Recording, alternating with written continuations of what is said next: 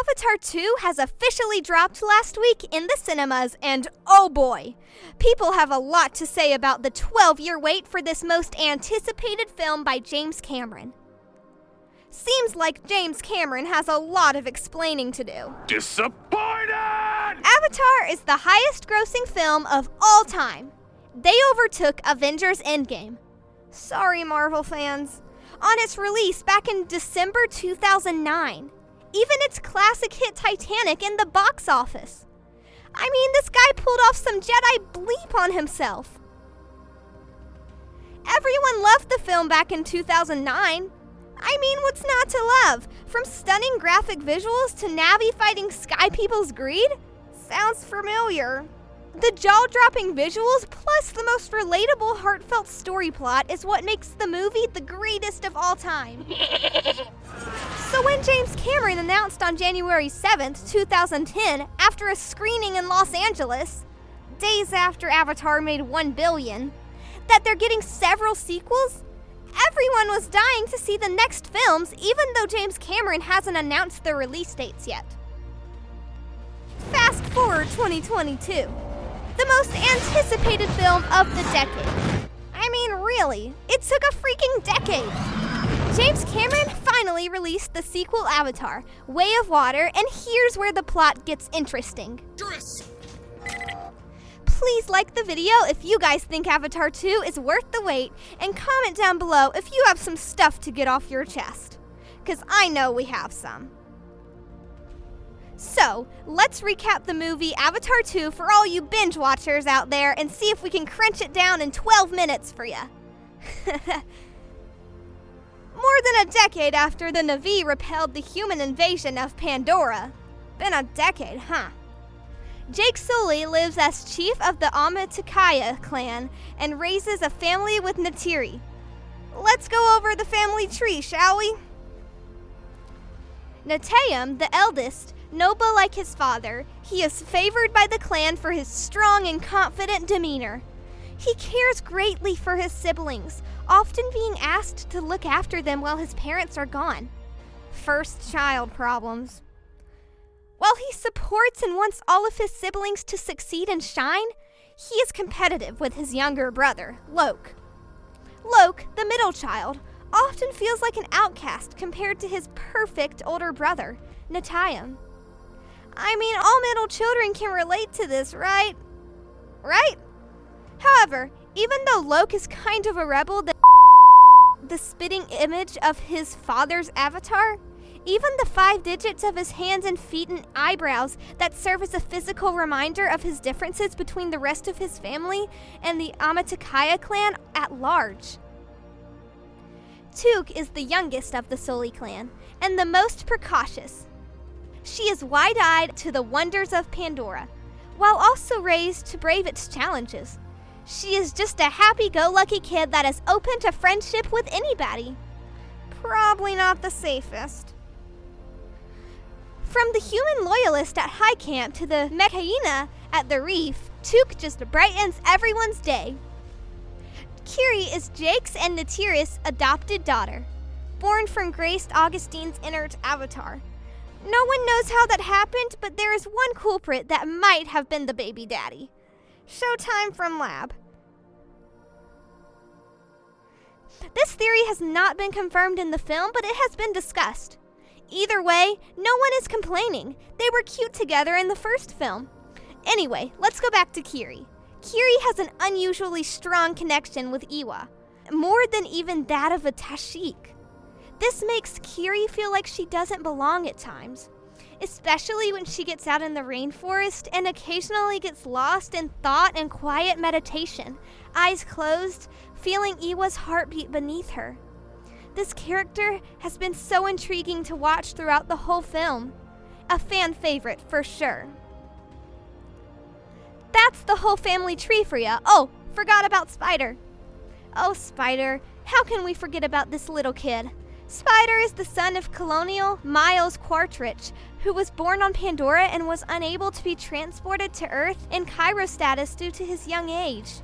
He is just a ball of high energy, tough, and just a fun kid. He thinks of himself as one of the Na'vi, even though he knows he has limitations that they don't. I mean, I think we got to infuse some of our own lightheartedness and empathy for Spider in the film. His love for the Navis is stronger than his own. Comes to show that he is not like his father.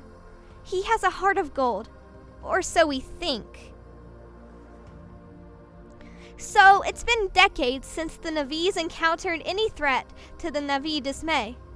The humans return and erect a new main operating base named Bridgehead City to prepare Pandora for colonization. As Earth is dying, among the new arrivals are recombiants, Navi avatars implanted with the minds and memories of the deceased RDA Marines, with Quartrit's recombiant as their leader. Jake initiates a guerrilla campaign against the RDA supply lines. Quartritz and his recombiants conduct a counterinsurgency mission against Jake, capturing his children. Jake and Neytiri arrive and free most of them, but Spider is taken by Quartritz, who recognizes him as his son. So, he decides to spend time with him in order to draw Spider on his side, and in turn, Spider teaches Quartritz about Navi culture and language. Aware of the danger Spider's knowledge of his whereabouts poses to their safety, Jake and his family exile themselves from the Amatakaya and retreat to the Metkainari people clan at Pandora's eastern seaboard, where they are given shelter, even though some tribesmen consider them to have demon blood for their genetic human heritage. The family learns the ways of the reef people. Kiri develops a spiritual bond with the sea and its creatures, and Loke befriends Tissareya, the daughter of the clan chief Tanowari and his wife Ronal. Loke gets into a fight with Tissareya's brother, Anog. When he returns to apologize at Jake's insistence, Anog and his friends entrance to a trip into the territory of a dangerous sea predator and leave them stranded. Loke is saved by and befriends Payakan, a Tolkien, an intelligent and pacifistic cetacean species whom Metkaina consider their spiritual family. Upon his return, Loke takes the blame on himself, winning Anug's friendship, but is told that Payakan is an outcast among his species. Meanwhile, on a trip to the Metkaina spirit tree, Kiri links with it to meet her mother but suffers a violent seizure. She is healed by Ronal, but when Jake calls Norm Spellman and Max Patel for help, Quartritz is able to track them to the archipelago where the reef people live. Bring Spider with him, he commandeers a whaling vessel which is hunting Tolkans to harvest their brain enzymes for creating anti-aging remedies called Armrita. Quartritz begins to brutally question the indigenous tribes about Jake's location. When this proves fruitless, he orders the whaling crew to wantonly kill Tolkans in order to draw Jake out.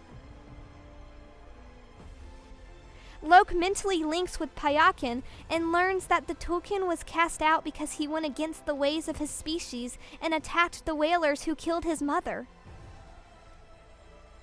When the Metkaina learn of the Tolkien killings, Loke takes off to warn Payakan, followed by his siblings, Tissareya, Ayung, and Rotko. They find Payakan being chased by the whalers, and Loke, Tissareya, and Took are captured by Quartritz. With their children in danger, Jake, Neytiri, and the Metkaina set out to confront the humans. Quartritz forces Jake to surrender, but upon seeing Loke imperiled, Payakan attacks the whalers, triggering a fight that kills most of the crew and critically damages the vessel, causing it to sink. Neteyam rescues Loke, Tissareya, and Spider, but is hostage. When Neytiri does the same with Spider, Quartritz at first denies his relationship with him, but desists when Neytiri cuts Spider across his chest. Jake, Quartritz, Neytiri, and Took end up trapped inside the sinking vessel.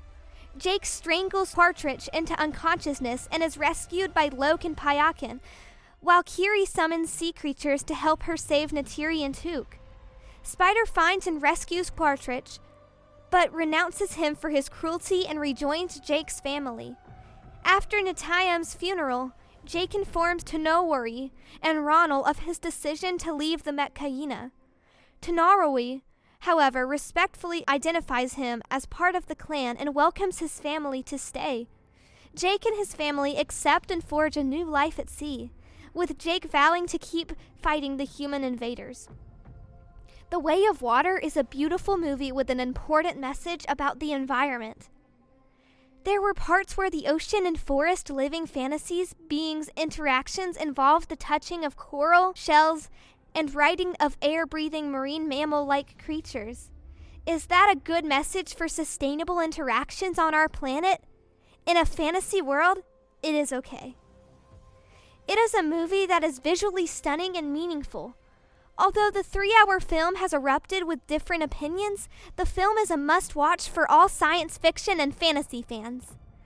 The movie features incredible visuals, an engaging storyline, and a stellar cast.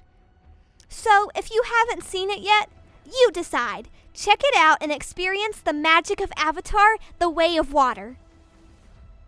We publish movie recaps and reviews every week, so if you like what you see, hit the subscribe button and notification bell for upcoming movie reviews. Any requests, drop them down below, fam. We would love to know your thoughts. Also, check out and watch related contents we've published on our channel above. You don't want to miss the tea.